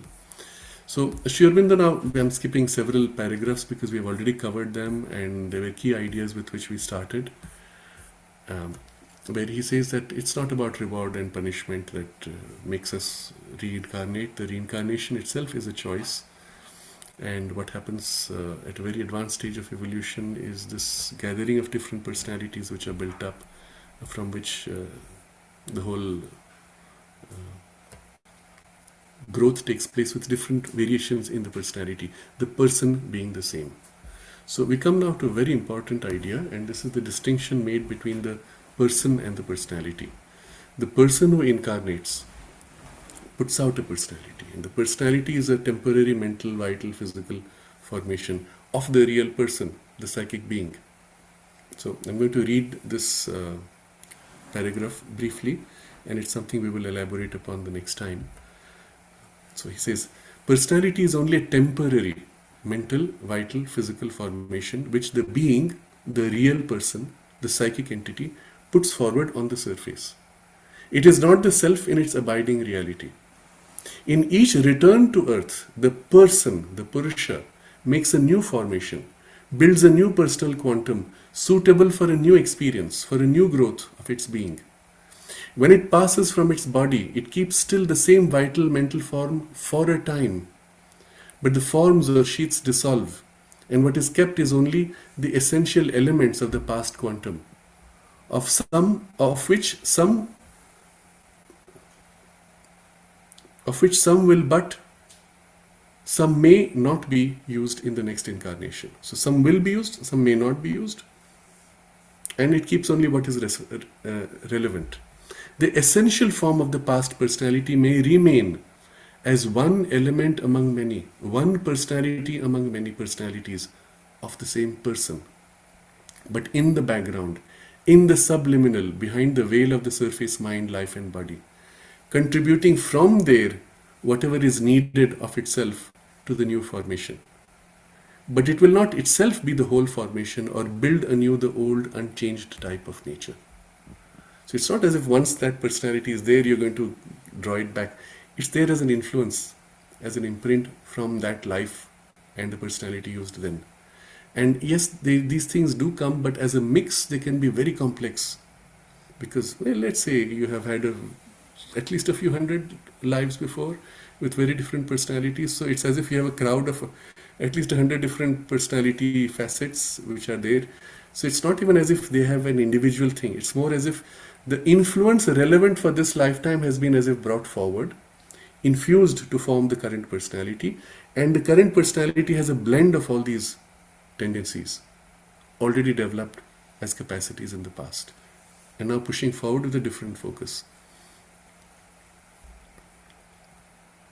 It may even be that the new quantum or structure of being will exhibit a quite contrary character and temperament, quite other capacities, other very different tendencies. For latent potentials may be ready to emerge, or something already in action but inchoate may have been held back in the last life which needed to be worked out, but was kept over for a later and more suitable combination of the possibilities of the nature. So you see, there are elements which you say, oh, this was partly developed, but I can't develop in this lifetime because the priorities here are different. So I'm going to keep this for later development, and it is brought back to the forefront at some other lifetime where you have a priority which aligns to this. And until then, this remains as an unformed, half-developed tendency, not well integrated, and then brought forward for integration in a totally different lifetime. So a lot of latent potentials like this may be brought forward. And now connect this to the earlier discussion of the nature of evolution as a bringing forward of something which is already held within us as a potential. All the past is indeed there, with its accelerated impetus and potentialities for the formation of the future. But all of it is not ostensibly present and active. So this is the key thing when the soul is in this, what I described earlier as a transmutation process of metamorphosis. You withdraw certain elements, you push forward certain elements as relevant and push forward a different personality, and then that is infused, imprinted in the outer physical nature with that translation process which we discussed earlier. The greater the variety of formations that have existed in the past and can be utilized, the more rich and multitudinous the accumulated buildings of experience. The more their essential result of capacity for knowledge, power, action, character, manifold response to the universe can be brought forward and harmonized in the new birth. So here is the scope of this whole process. Over lives, the more you have built, the more rich, the more variety that you have been able to build, the more you have available for the new experiences, isn't it? So in some cases, the soul may take a very monotone, slow pursuit. Little bit here, little bit there, and slow over time. You've built up a certain capacity, but it's very in its scope. Another soul may take very different ranges and push often contradictory capacities and possibilities. And then it has built up, perhaps in the same time, with the same number of lives approximately, it has built up a much more rich potential. Now when it incarnates, it can draw upon all these different tendencies, and each is a different line of growth, so each soul has its own kind of journey. And there are those who go for very rich development, there are those who go for very slow, not so wide potential, and often this is associated with the maturity of the soul's evolution also. But he says the more you have this, the more their essential result of capacity for knowledge, capacity for power, capacity for action, for character, and this very interesting phrasing he uses, manifold response to the universe that can be brought forward. So it's almost as if when you incarnate, you're entering into this world, this universe as your big play field, and you are like a child in this play field. And the universe is throwing at you challenges, questions, possibilities, opportunities. What's the response you will give? And the richer you have built up, the richer the response that you can bring forward. It's a very interesting wording. The more manifold response to the universe can be brought forward and harmonized in the new birth. So here again, brought forward and harmonized. These are two different things. You can bring forward many tendencies and they could all be in conflict with each other. My intelligence is contrary to my passion, which is contrary to my artistic call, and they are not blended. The integration is also a challenge and has to be worked upon. So you'll find in many lives, I've mentioned this before many times, but it's useful to repeat here. In many lives, you're developing a side, and another life you're developing another side, and then there are lives reserved for integration of these sides. And it is my general, let's say, perception that the present phase is one of the most opportune for integration, because everything in nature is working towards integration. Knowledge, capacities, powers, skills, everything. And so for many of us, this is a lifetime where things developed in specializations in the past are brought forward for purpose of integration. And if you see in yourself many tendencies which are too dispersed, not sufficiently integrated, well, understand this is one of the things you're supposed to work on. And so you can actively participate in that process. So the harmonization in the new birth. The more numerous the veiled personalities, mental, vital, subtle, physical, that combine to enrich the new personality on the surface, the greater and more opulent will be that personality. This is so important. We'll reread this. The veiled personalities of all the past work done, built up, and they are veiled behind. The more numerous the veiled personalities, and they can be mental, vital, subtle, physical, that combine to enrich the new personality on the surface. The greater and more opulent will be that personality, and the nearer to the possible transition out of the completed mental stage of evolution to something beyond it. It's almost as if approaching the transition out of mental stage to the, let's call it supramental, with whatever intermediate steps. The more close you come to, the more you need the full enrichment of all these different personalities and brought forward now to be able to make that breakthrough.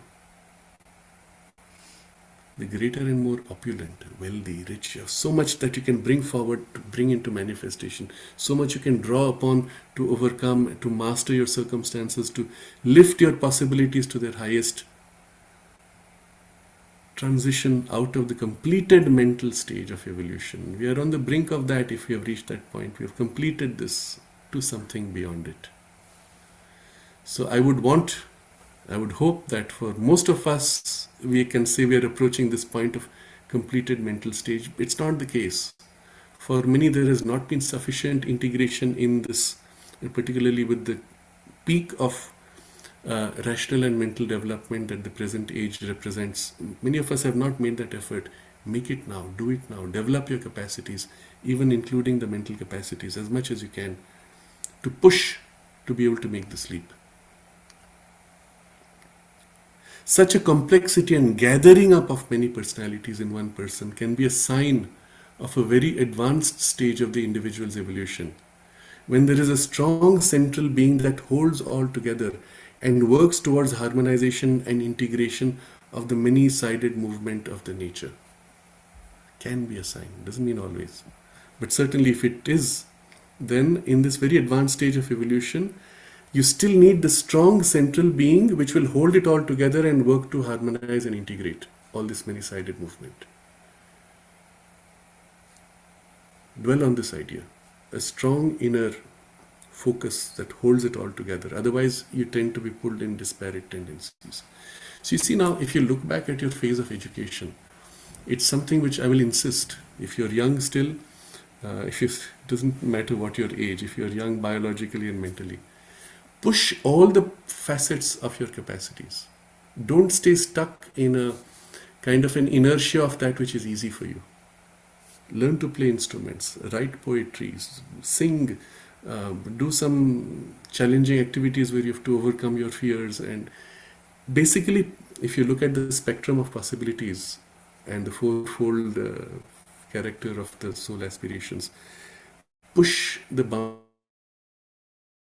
boundaries a little bit in each of the possibilities and directions.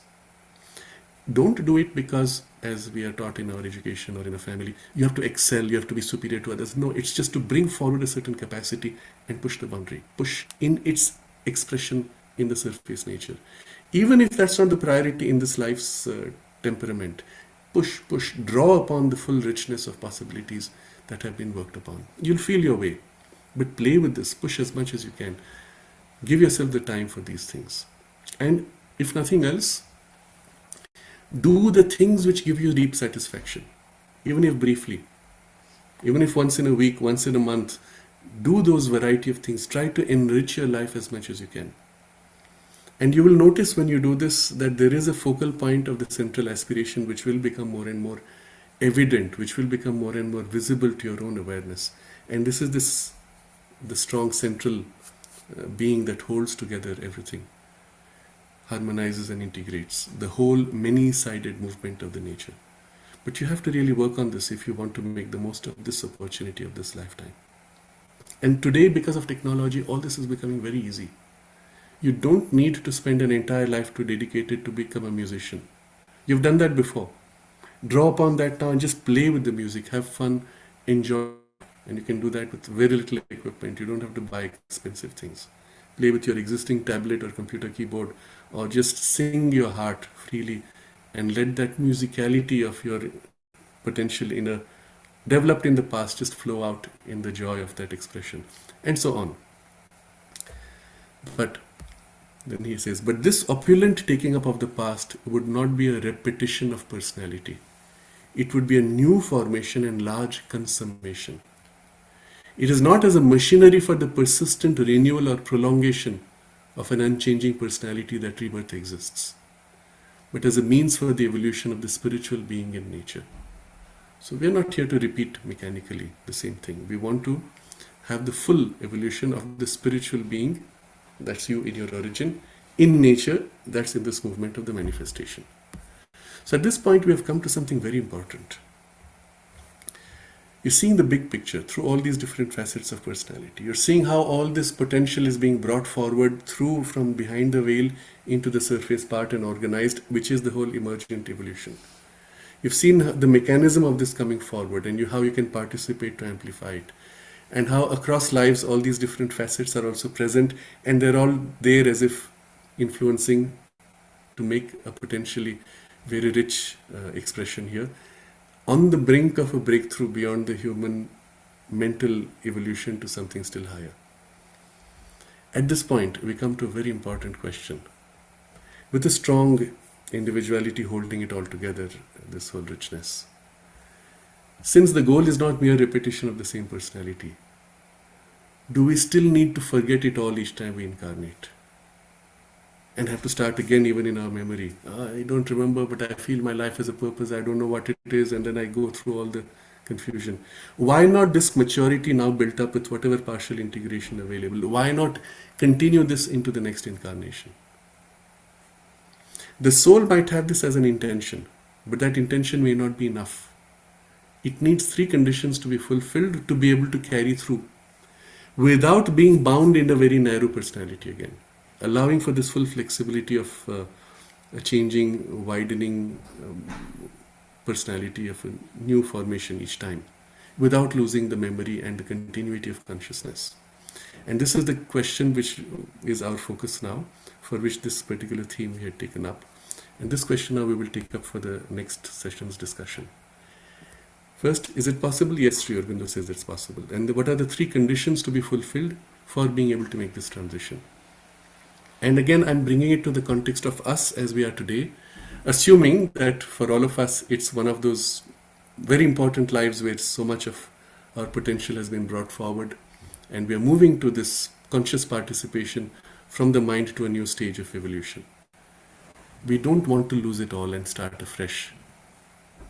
It will be essential for us to consciously build up this capacity to carry over our, let's say, core of consciousness. You don't have to carry all the details. The core of your consciousness, of your purpose, and the work done in this lifetime into the next. And it can be done. The method is shown to you, and we have to make this effort. It's essential for all of us to do this. If you're very young, it may not be on your priority.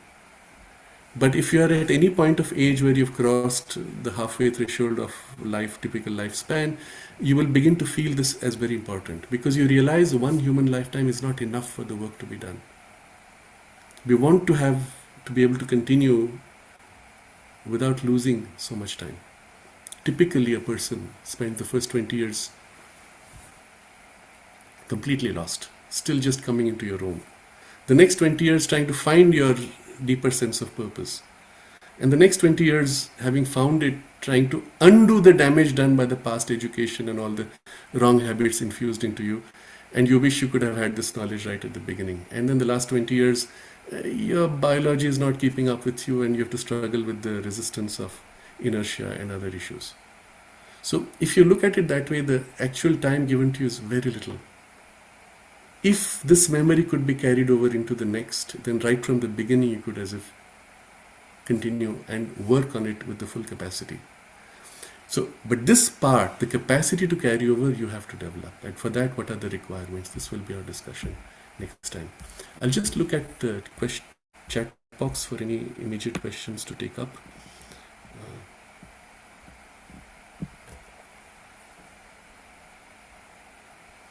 Vivek Pavitra is asking, just wondering why mother spent so much time with Satprem. Apparently he had committed suicide multiple times in past lives. Yes, so there were two aspects to this work that she did.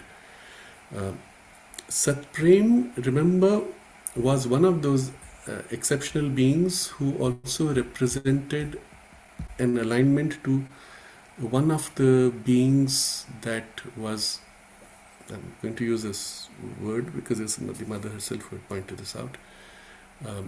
She had explained to him that in his prior incarnations he was Anubis who took people across at the end of their life.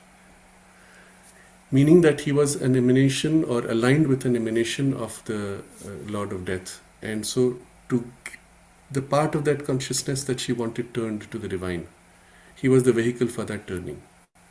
And since there was this tendency already within him from past lives of committing suicide, and he was facing severe trauma of suicide impulses in this life, she made him promise that he would go through till the end and not cut short.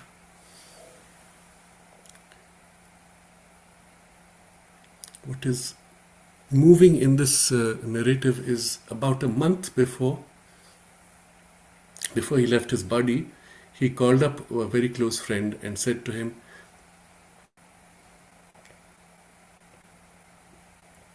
I kept my promise, I've gone through till the end. So it's a huge achievement from a human perspective, from evolutionary perspective, because two things were done. That cycle was broken, but also the turning of allegiance of that emanation, which was represented something of the emanation of the God of Death, that was turned to fulfilling and serving the divine. It's a huge achievement in cosmic terms because of the shift it makes across the world, across the universe. We have very little understanding of how these things work, and many of the things which the mother did was to turn these beings who represented emanations of the various Asuric forces to turn their allegiance to the Divine Mother, or to the divine, and or to lose themselves in the divine. This shift is huge. It has massive implications, of the results of which you will see in the centuries that follow. So what was achieved just with that one turning? And from that you can understand why she put so much time and energy in helping him. So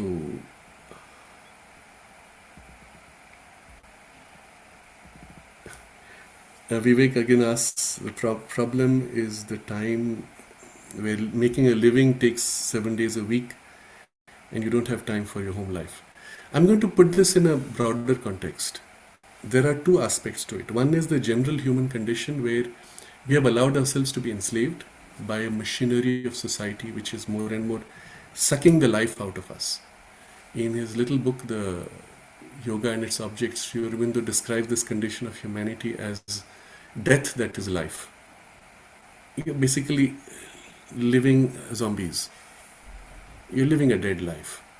And there's a collective aspect to it. And then there's an individual aspect to it. How much effort do you put into making your life more conscious, irrespective of what you have to do? So making it more conscious does not depend on what you do. Let's say you are bound, you are a slave in a machinery in a jail. Suppose you have to do your routine. That entire routine could be done in a more conscious way, in a more consecrated way, and as a vehicle for the growth and amplification of your capacities or your deepening immersion in the Divine Mother, with the Divine Mother or in the Divine Consciousness. The work itself is completely independent of this shift. And from the point we start doing this, it almost does not matter what the work is.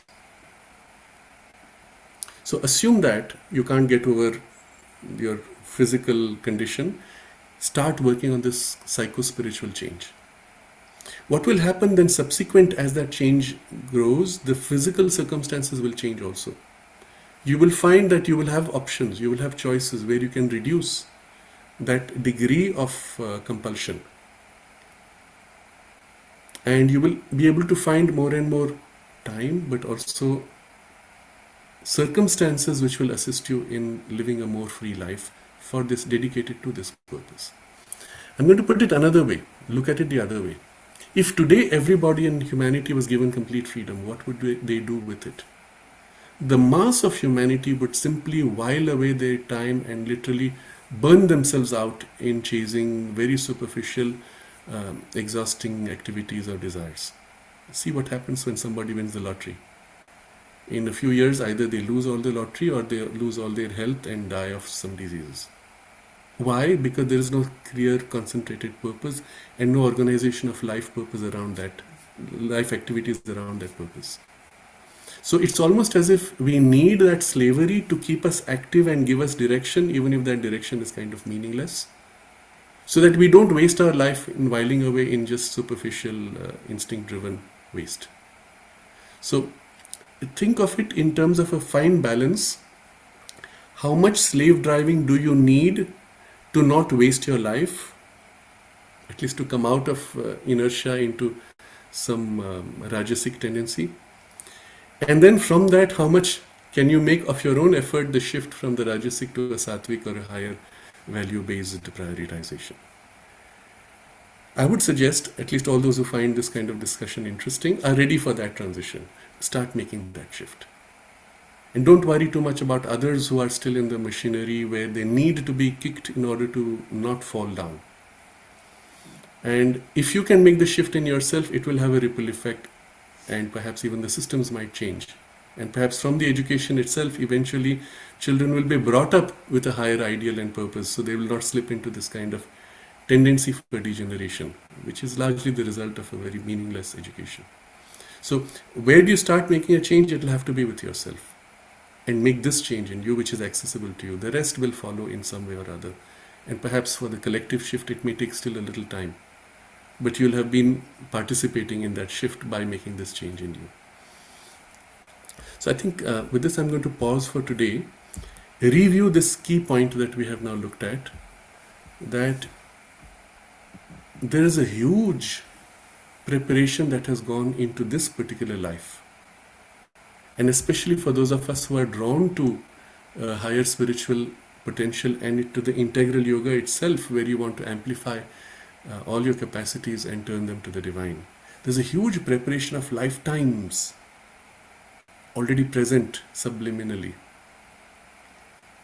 And to draw upon that, to bring that forward, even that potential more and more, and to activate and amplify your current capacities is part of the objective of the integral yoga. Draw upon this. Make the effort. Don't waste the opportunity.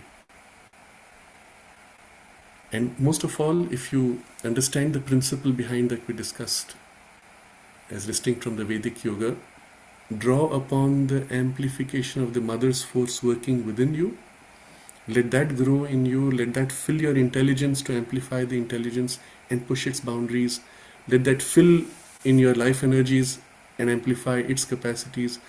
Let that even fill in your physical body and develop its plasticity and capacity to become conscious.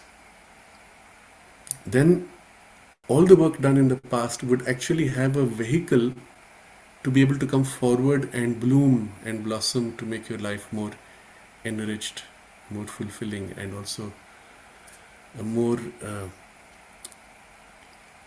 complete vehicle for the divine possibilities to incarnate.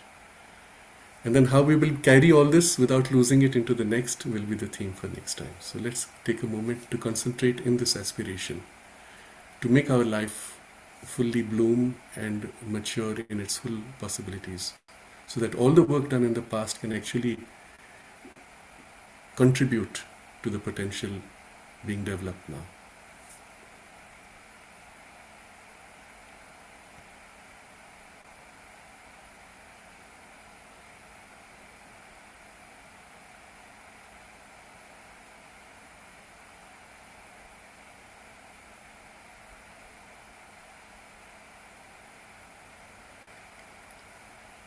Namaste.